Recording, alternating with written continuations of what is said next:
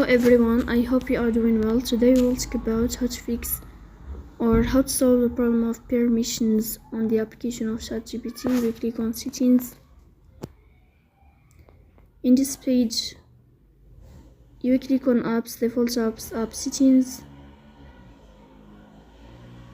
Here you will search about ChatGPT and we click.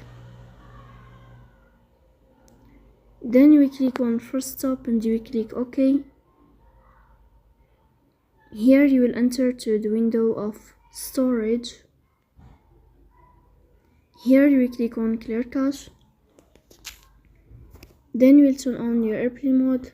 Turn on your airplane mode, and then we'll turn off your airplane mode again to fix that problem. So that's all. Don't forget to support us by like and subscribe. See you next time in another video, and thank you for your watching and your attention.